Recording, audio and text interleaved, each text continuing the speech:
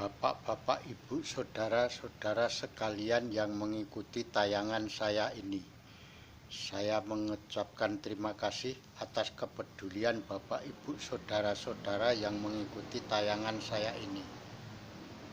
Saya ucapkan terima kasih atas dukungan pemberian subscribe tayangan saya terdahulu, juga tayangan saya ini. Saya akan menayangkan beberapa pengalaman saya, diantaranya salah satunya ini adalah mengantar para arwah leluhur yang akan menitis ke Satrio Piningit ataupun Satrio Pinilih. Pada waktu beberapa hari yang lalu, saya lagi meditasi. Waktu itu tepat jam 2 malam.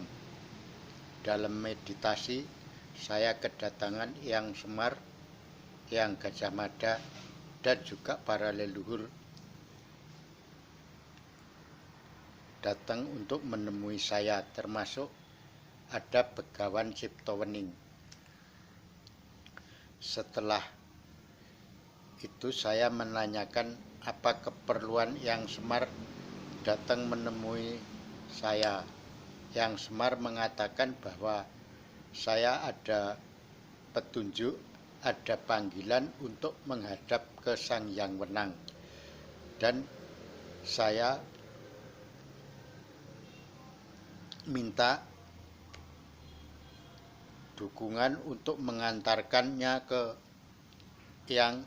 Sang Hyang Wenang di alam gaib. Kalau dalam pewayangan, di alam kayangan Undarandir Bawono. Siapakah sebenarnya Sang Hyang Wenang? Sang Hyang Wenang itu adalah mbahnya Eyang Semar. Eyang Semar itu kalau dalam lakon Kediri itu dinamakan Jodeh Porosonto. Kalau di dalam lakon Majapahit dinamakan Sabdo Palon. Dan kembali ke alam lain berwujud Semar. Waktu itu Semar kembali ke alam gaib, menduduki tahta sebagai raja para Kajiman di Sonyoruri. Setelah saya bernegosiasi dengan Eyang Semar dan juga Eyang Gajah Mada, saya bersama Eyang Semar dan para leluhur naiklah ke alam gaib, alam kalau dalam pewayangan kayangan Undarandir Bawono, bertemu dengan Eyang Pikulun Sang Hyang Wenang. Pada saat itu saya bertemulah bersama Eyang Semar, Eyang Gajah Mada, dan para leluhur yang lain, bertemu dengan Sang Hyang Wenang.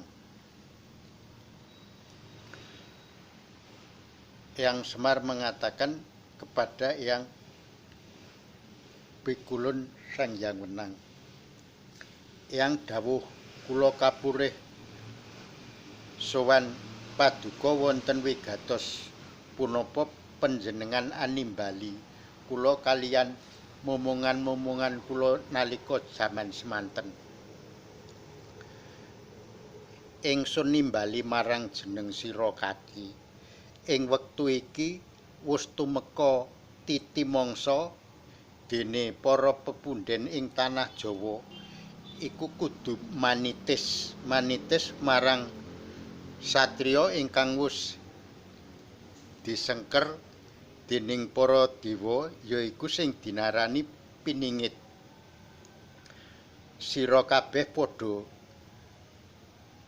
enggal tata-tata manitis ana ing alame satriya mau. Lan gene kowe Kaki Semar nalika semana sira jumeneng ratuning kajimaning Sanya Ruri wis tumeka titi mangsa kowe kudu bali mudhun ana ing tanah Jawa. Merga lakonmu ingkang nalika semana kapunggel durung rampung tugas sira kaki. Kula nuwun inggih.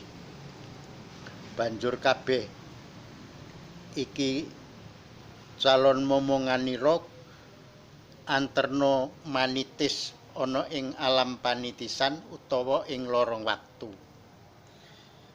Setelah begitu, Yang Semar dan saya serumbungan minta pamit dan minta doa restu untuk mengantar para leluhur semua untuk menitis ke Satrio Piningit tersebut.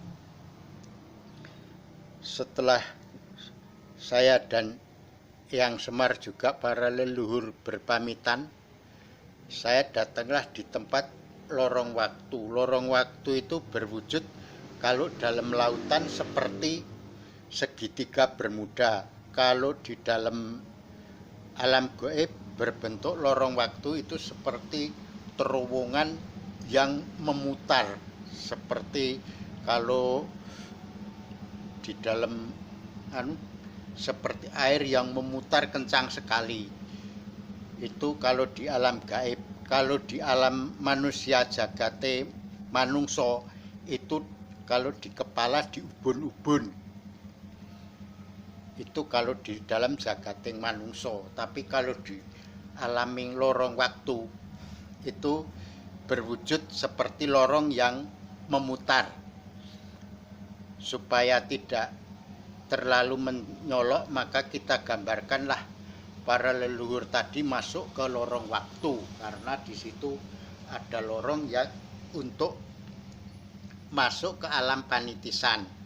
Sebetulnya sama juga kalau di alam manusia dimbun-bunan itu tadi. Setelah kita sampai di situ, leluhur tadi ada yang menyalami saya. Beliau bilang begini, ingsun wis bakal manitis, sira bakal mangerti sapa ingkang dadi titisan ingsun. Coba cekelen astaning sun iki. Setelah itu tangannya saya pegang. Saya suruh memijat urat nadinya. Dene yen kowe bakal mangerti sapa kang dadi titisan ingsun. Iki mengko wong ingkang dadi titisan ingsun suarane ya padha suaraku, semangate ya padha semangatku, ideologine ya padha karo aku. Dadi kabeh mau mung kanggo nerusake laku ingkang nalika semana pedhot wektu iku tugas para leluhur durung rampung kabeh. Mula iki dawuh Sang Hyang Wenang kudu nyambung lelakon ingkang wis kawuri. Setelah itu para leluhur tadi langsung tersedot di alam terowongan, yaitu lorong waktu. Setelah tunggu selesai, terowongan tadi menutup dengan sendirinya. Setelah menutup dengan sendirinya, ada yang datang namanya Wahyu Cakraningrat dan Wahyu Mustakarojo. Beliau pengen mengerti di mana penitisannya para leluhur tersebut. Terus saya bilang, ya sudah, sekarang kembali ke alamnya dulu. Nanti suatu saat bisa bertemu. Setelah itu kita pergi ke alam masing-masing. Saya terus kembali sadar. Dan saya akan menceritakan bagaimana ceritanya saya bisa bertemu dengan para leluhur dan bisa diajak naik ke alamnya para dewa. Waktu itu, waktu saya kecil waktu itu memang pernah mati suri selama 1 tahun lebih dan sudah mengenal di alam sono, di alamnya para dewa. Setelah itu waktu tahun 1980-an saya dipertemukan dengan Eyang Sri Aji Joyoboyo. Beliau mengatakan kamu harus datang di tempat saya, tempat nanti kamu akan saya kasih sesuatu. Setelah itu saya datanglah di sana. Setelah saya datang di sana, beliau mengatakan supaya kita selalu bisa komunikasi. Kamu saya ini kasih minyak, ini kamu buat istilah Jawa raup untuk cuci muka. Setelah itu kamu kalau sudah begini, kamu nanti bisa langsung komunikasi dengan saya. Setelah itu ada panggilan saya menemui Bung Karno di Blitar. Pada saat itu sering bertemu dengan alam gaib dan saya diberi semacam telepon ataupun kalau sekarang HP, tapi HP bukan berwujud HP tapi berwujud gaib. Kalau zaman dulu ya suatu seperti ya HP gitulah. Setelah itu saya ditemuin Eyang Gajah Mada. Eyang Gajah Mada mengatakan bahwa kamu saya pertemukan dengan Eyang Bromo, karena Eyang Bromo penguasa Gunung Bromo itu dekat dengan saya. Setelah saya bertemu dengan Eyang Bromo, saya bisa akrab dengan Eyang Bromo. Setelah saya bertemu para leluhur yang di Jawa Timur, saya dipertemukan dengan para leluhur yang di Jawa Barat, termasuk Eyang Prabu Siliwangi, Eyang Prabu Mahkota, Eyang Ahmad Siddiq, penguasa Gunung Puncak. Dan juga saya dipanggil oleh sesepuh Jakarta, sesepuh dalam gaib yang namanya Habib Hussein bin Abi Bakar Al-Idrus, yang makamnya di luar Batang, daerah Pasar Ikan, Jakarta, dekat stasiun kota. Saya sering dipanggil ke sana. Sewaktu-waktu ada perlu, beliau sering mengontak saya juga. Dan di Jawa Tengah saya juga dipertemukan dengan Eyang Panembahan Senopati, Eyang Prabu Brawijaya, yang ada petilasan di Ngobaran Gunung Kidul, juga Kanjeng Ratu Kidul yang punya petilasan di Parangtritis. Jadi saya juga suatu saat sering diajak masuk ke kerajaan Ratu Pantai Selatan, juga kerajaan alam gaibnya Eyang Brawijaya, juga di Samudra Selatan.